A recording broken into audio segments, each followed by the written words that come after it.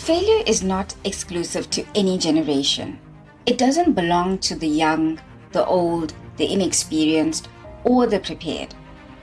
We often speak about generations as if they live in separate worlds, different pressures, different expectations, different struggles.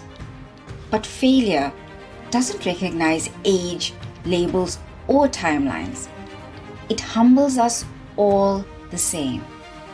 Whether you grew up before the internet, with it, or because of it, whether you were taught resilience through survival or are still learning it through uncertainty, no generation escapes the quiet reckoning of failure. It arrives in different forms: missed opportunities, delayed milestones, shattered confidence, silent shame. But the feeling is universal. Failure has a way of stripping us down to what we all share as human beings: hope, fear, doubt, persistence, and the deep need to believe we are more than our worst moment. And sometimes, failure doesn't come to end us.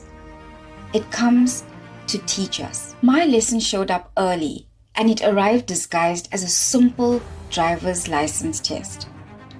I grew up in a home where cars weren't part of the story. We didn't drive. We didn't own a vehicle. Public transport was our lifeline. Not a convenience, but survival. So when 20-year-old me decided I wanted a driver's license test, a driver's license, it felt like stepping into a world I didn't understand. I wasn't just nervous. I was clueless. Cars were a foreign machine to me, and I was the girl who spent her whole life in the passenger seat, literally and figuratively.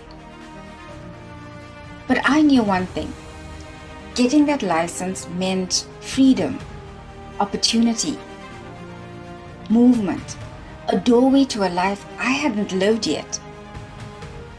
So I studied. And then I took the learner's test, and I passed. And then the driving lessons began. My start was slow.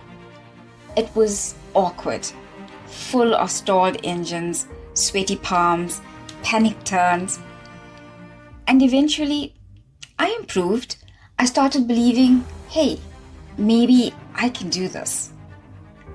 I can actually do this. So, after a few lessons, it was time for my first test. I got to the testing station.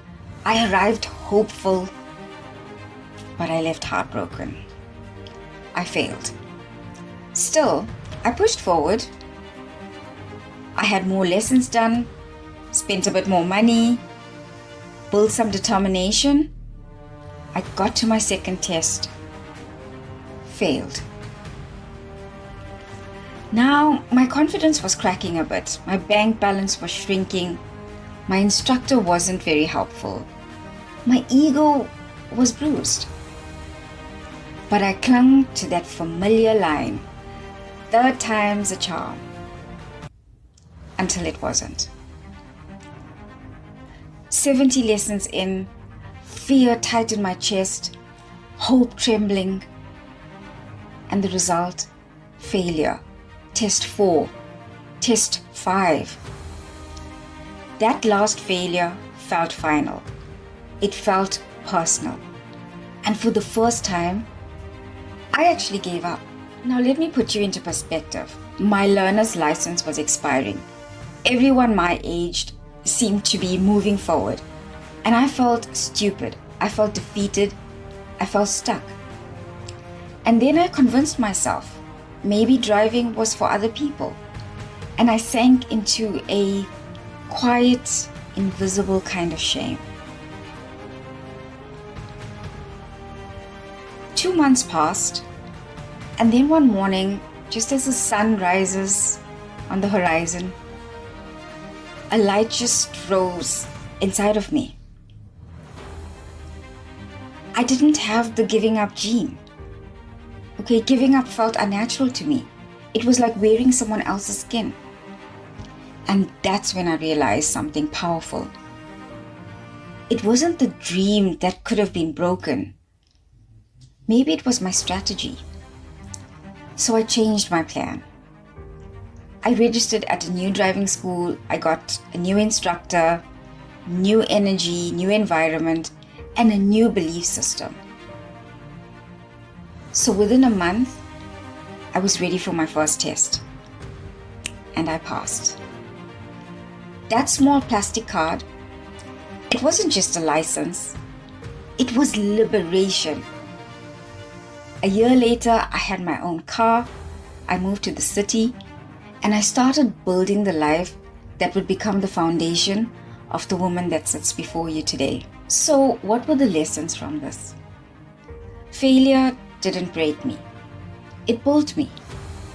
It taught me perseverance.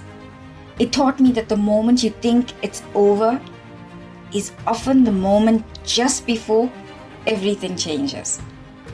Those 70 lessons, they weren't a waste. They were preparation. Those repeated fails, not setbacks, they were shaping my character for the life ahead.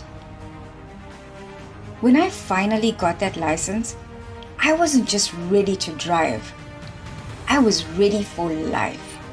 I had confidence. My courage was stronger. My self-belief was on the rise. And I was finally in the momentum of life again. What once felt like embarrassing failure became the doorway to everything that followed. Looking back, failure wasn't the villain. In fact, it was the mentor. It was the mirror. It was the push I didn't know I needed.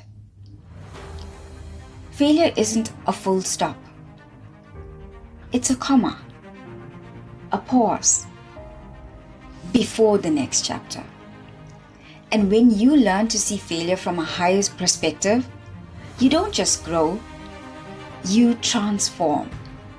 And this is the story of how failure became my teacher. Remember, the road to becoming whole is never straight, but it's always worth it, even after failure.